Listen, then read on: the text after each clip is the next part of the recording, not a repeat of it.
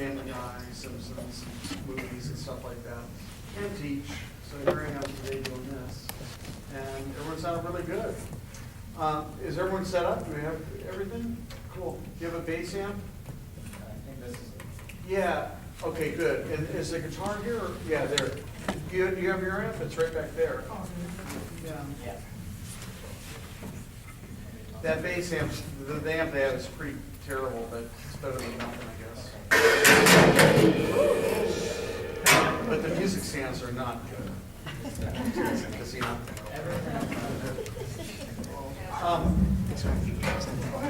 That's not mine. Mine was the thing. Oh, yeah. Switchblade out.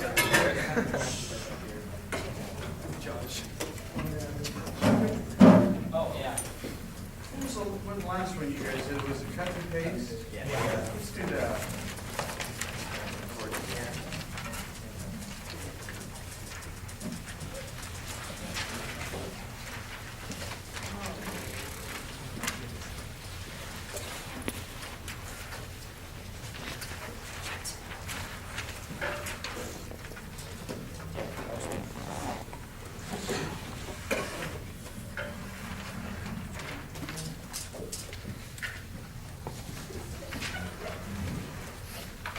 Just so everyone gets set. Actually, you know what, let's have the saxes play at 9. We were playing melody first, okay?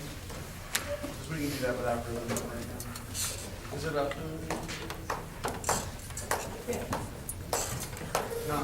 1, 2, 1, 2, 1, 2, 3, 4.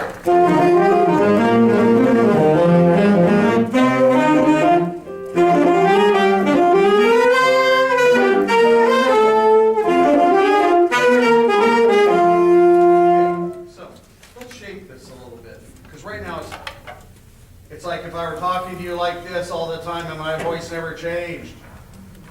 It's the same interdynamics. They're all kind of just right there in your face, you know.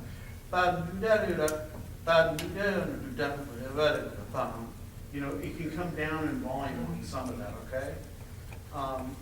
And then the accents, I would say overall, my first opinion is bring down some of the notes, but the accents really bring out. Give it a little bit, because right now you're accenting them, but you're already pretty loud, so the accent isn't as dramatic as it could be. Let's try it a little bit slower.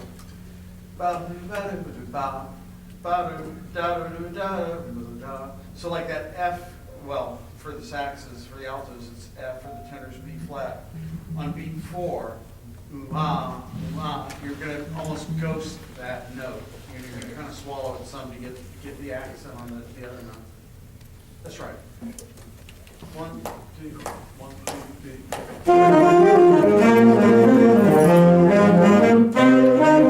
Okay, good. So, now it's funny how this is written, and I see why he did it. But like if you look at bar 11, the downbeat, really you don't need to sustain that note, right? Because it does the same. It's doing the same. It's doing the same phrase over and over. So let's also, after you hit that D, just swallow it or cut it off a little bit earlier. Maybe cut it off on beat 1. Let's try that. Cut it off on beat 1. Hit it.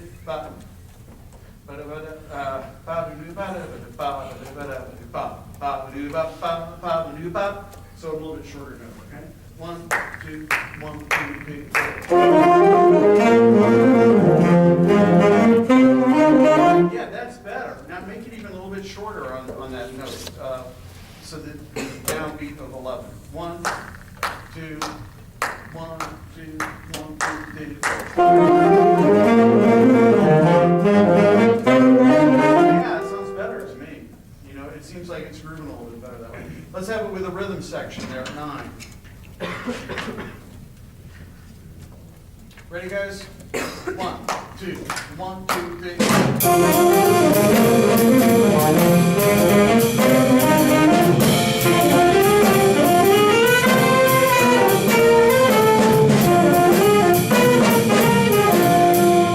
So same here, same as bars 15 and 16.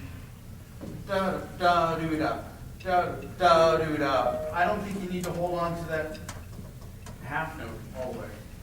And then ba, da, do, ba, da, da, ba, the end of 4 and 17 and the end of 1 and 18 are short, aren't they? Because they're capped accents. And then the others, ba, da, ba, da. And you're making them all the same. So let's make those notes short too, okay? Take it at 13, guys. So, did I make myself clear? I said a bunch of things, but I want to hear some more in 15 and 16, more accents there, and also the last note of 16 doesn't have to be so long. And then those capped notes in the end of 17 and beginning of 18 be short, okay? All right, 13. I'll give you 2 bars. 1, 2, 1, 2, 3, 4.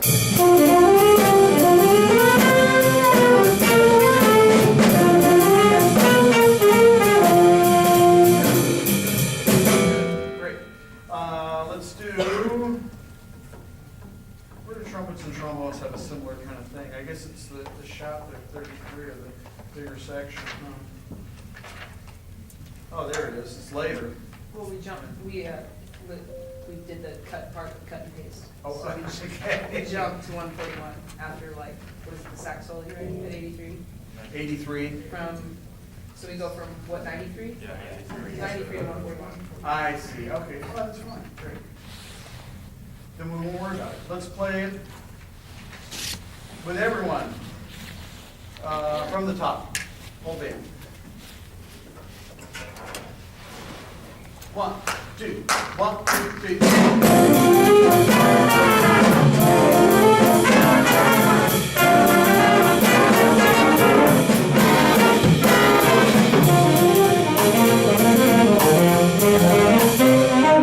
We're going to work on this intro a little bit. For the rhythm section, when it gets to 9, it's got to come down. Even maybe a little bit bigger at the top, then down at 9. Trumpets and saxes at the top.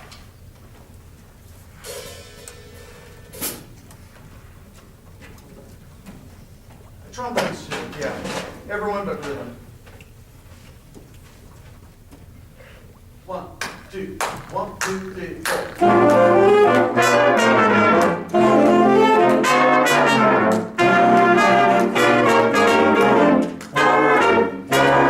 Okay, so what I'm hearing is the trumpet. Let's hear the trumpets. I'll give you 1, 2. I'll just give you 1, 2, 3, 4, and then you're taking the pickup to 2, okay? Trumpets, here we go. 1, 2, 3, 4.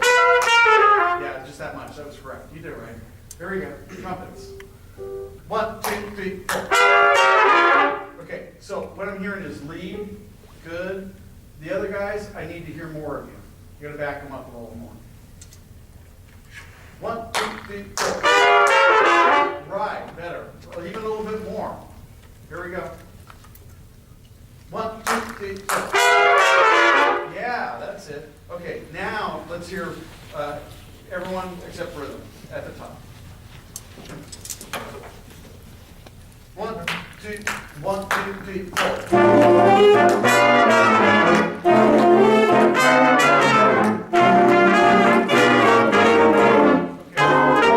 So saxes, you need to come down there when the trumpets are taking the lead in bar 5. Okay? I can hear the bones okay. I think the bones are matching, but you guys are, because there's like 50,000. How many do we have? 2, 4, 6. Yeah, okay, there was one band that had 9, so you guys need to recruit at least one more for next year, I guess. Okay, so bring it down in part 5, okay? Same thing. Here we go.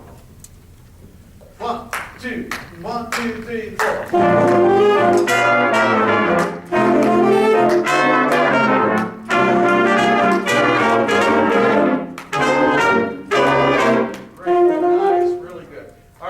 From the top, here we go. I'm going to pick on the rhythm section in a second, particularly the piano player. I'm not sure about this guy. Looks more like a vibe player. Something about him, I'm not sure. Okay, here we go. From the top. 1, 2, 1, 2, 3.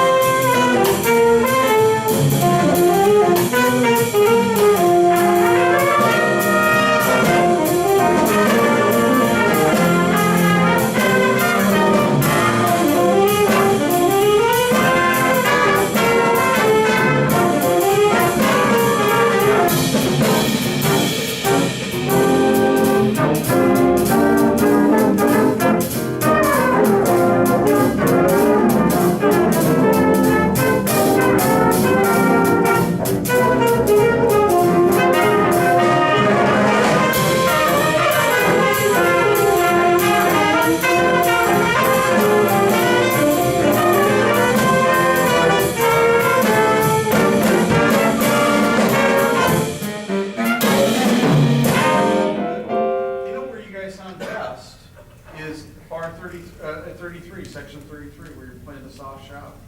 It blends great. And then you get louder, and then it's not as good of a blend. So that's one of the things that you need to work on with them is, what I suspected is some of the stronger players are standing out when it gets louder, and some of the weaker guys need to step up a little bit more, like we were doing with the trumpets at the beginning, because you got one macho guy there. He's killing it. The rest of these wimps, I don't know. No, I'm sorry, I didn't mean that. I'm teasing. No, but that even though you guys, okay, even though you're not the lead players, everyone has to blend with the section, right? We got to get a nice section sound. So that's what I think is probably going on. The time in the band starts where? Which player? Not too hard of a question, but who's responsible for the time in the band? Yeah, great. Sounds like an Alcoholics Anonymous. Sorry, I shouldn't say that. But the drums, right? And what instrument of the drums is the most important for the time? No? Bass drum. No. Not the toms either. The snare. No, not snare. Use your words, Ride cymbal. Yep. The ride cymbal. That's the time. That's where it all starts. So you've got good time and it's feeling good. I could use a little bit more definition in your ride. After the ride cymbal, the drums, what instrument's next that dictates the band, the rest of the band? No, not the drums. After the drummer, who's next? No, not bass. I like to think so, but it's not true. No, lead, trumpet, whoever's playing lead. So it's drums, lead, trumpet, then bass. Bass, lock it in with drums, and the bass is the foundation, because now we know what the roots are, roots and fifths, and we know then the other extensions, everyone can play in tune from that. After that it goes, also probably at the same time, lead trumpet, first trombone, first alto. And you guys have to lead your sections. Who's lead trombone, first trombone? Oh, that's right, he's not here. That's why it's not so windy. No, I'm teasing. And lead alto, who's playing alto? Great, you're doing a good job. So I think with your section, you just make sure the guys are blending with you. Now, so, let me hear your ride rhythm for a second. Good.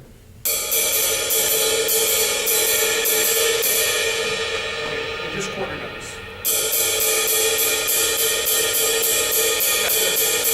See, it's pretty strong. That's good. That's one of the stronger rides today, so that's good. Jimmy Cobb, one of the drummers from Miles Davis, called the ride rhythm. He called it the little notes. And the primary thing was the quarter notes.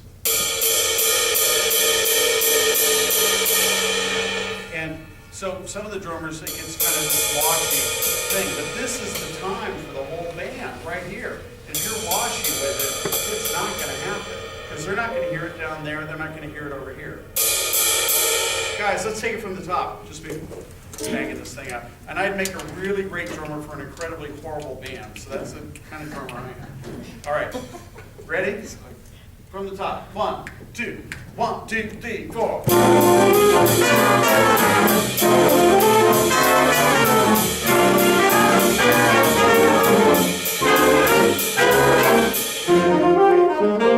is it for you guys playing with that? Better or worse? What? Easy. Felt like a strong foundation. Okay, so it was a little bit better. Okay, good. Well, so let's hear it. You do it. Same thing. Just that right now, okay? 1, 2, 1, 2, 3, 4.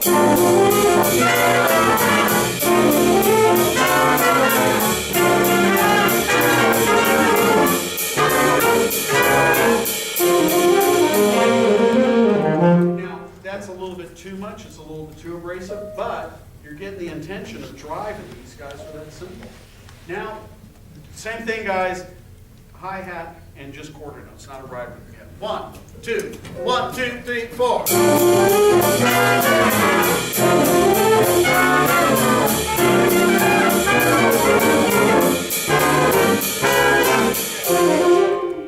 To me, this suffered because you put in a hi-hat.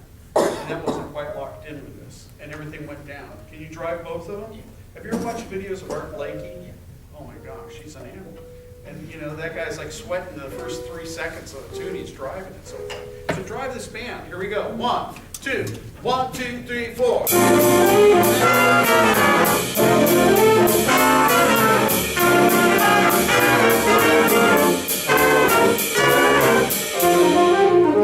For doing a good job, you've earned your other stick. No, you do a great job. You're playing really well.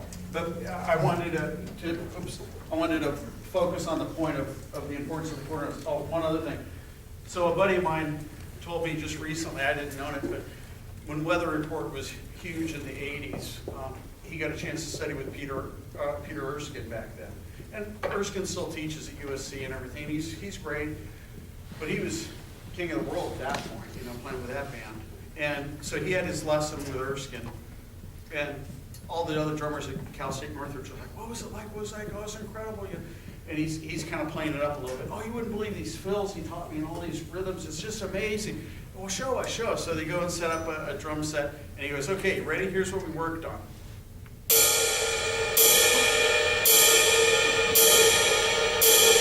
And they're going, what about the fills? He goes, no, we did this. He said, Peter would play, and then I would play, and that's what we did for an hour. And I just tried to match his ride rhythm the entire time. That's how important it is. And Peter Erskine has a great video called Everything is Timekeeping. And he talks about that he realized when he was on the Kenton band, he'd go to play drum fills. He heard a recording, he heard it play back, and he was kind of wrecking the time on the drum fills. So he started his whole technique of keeping the ride cymbal and the hi-hat going and doing fills while maintaining that. So, and it's great for any rhythm section player to hear. All right. I want to hear see, you guys did great on the other side. To me, this was the weaker chart. And it was just because of this swing feel. We got to get it cohesive like this, and we're starting to get there with it. I think it's good. From the top, drive them, okay?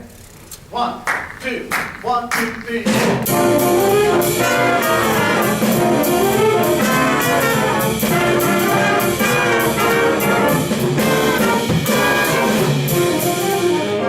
What happened? I thought it was Connecticut Butler High School. Then the band disappeared. It's a different band. Did I go to the other room? It sounds good. This sounds great. It's starting to come together. I mean, you're doing a great job, and you guys are too. But I think we took it up to another level. And so you have to take a little bit more control. Push these guys around, figuratively, musically. Okay, great.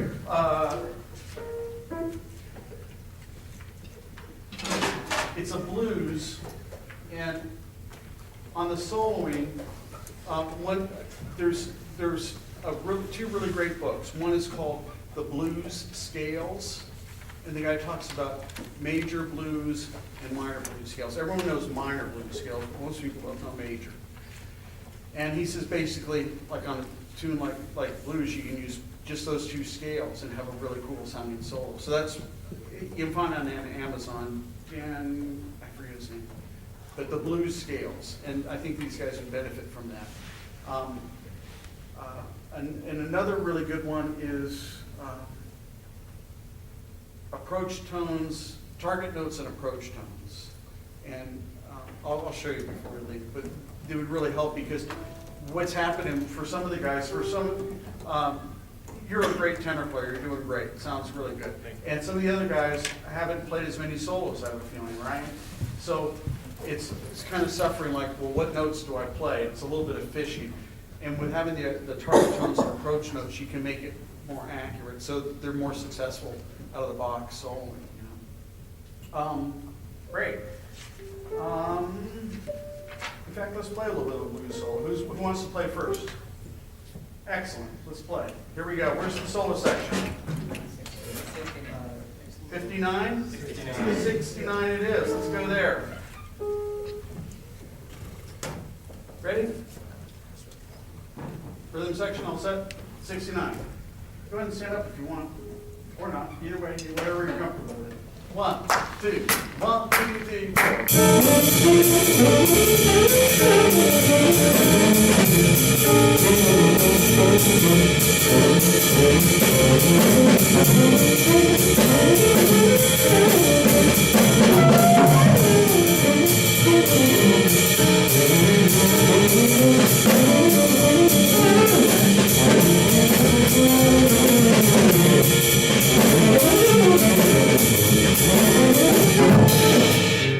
What sax players do you like to listen to? Wayne Shorter and Joe Henderson. That's funny, it sounds like Wayne Shorter. The phrasing and stuff, that's cool. Good, all right, who else is gonna play? I wanna get a couple guys. Great, you're gonna play who else? We'll figure it out. 1, 2, 1, 2, 1,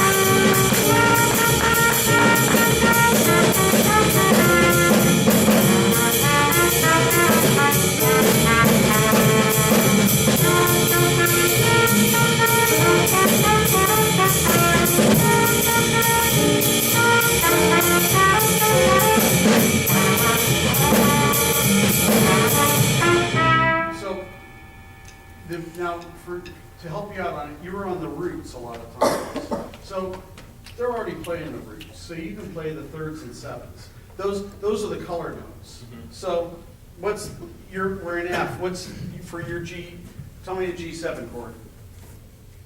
What 4 notes are in G7? Too late, it's already come and gone. So you need to have your theory down a little bit, but obviously G, right? Yeah. What else? A. No? Wait. Just the chord, the 4 notes of the chord. Root third, 5, 7. Oh, so that'd be G, B. Good. C. Nope. Forgot. Okay, G, say a G scale. G, B. G, a scale, not a chord. G, Oh, scale. G, A, B, B, C, C, D, 5. And what's the 7? 6 is E, then what? F. F natural for a dominant chord, correct. Otherwise, it's F sharp. So G, B, D, and F. Forget about G, because they're already playing it. Forget about the 5th, D, so that gives you B and F, the tritone. Those are the color notes, okay? So then a C7, for example, the B would go to a B flat, and then back up to a B. So you could make even a solo sort of like that. And I'm equally as horrible a piano player as I am a drummer, so here I go. 1, and it'll be my turn. 1, 2, 1, 2, 3, 4. There it is. 1, 2, 1, 2, 3, 4.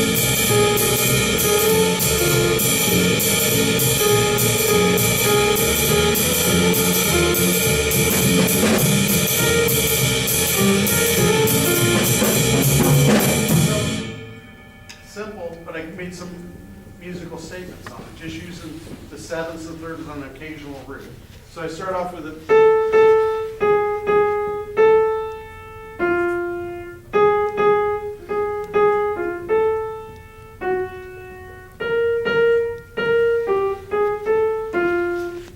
just having a few notes, but they're the color notes. So for you, it's B to B flat and back to B.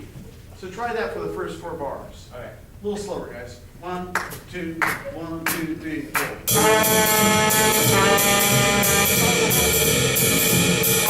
Yeah, go ahead and take it up an octave. Don't play low. There you go. 1, 2, 1, 2, 3, 4.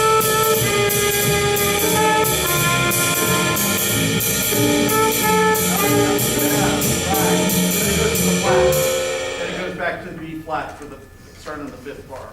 That's good. Try it again. 1, 2, 1, 2, 3.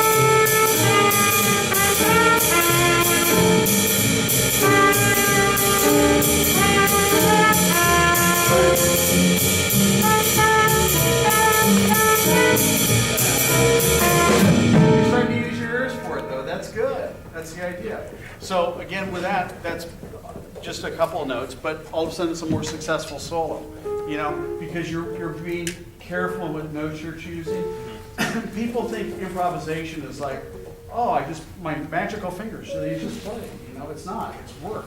It's learning licks, it's learning patterns, and it's practicing them so you internalize them, and then they kind of come out. You know? Okay, I think that's about all we have time for. But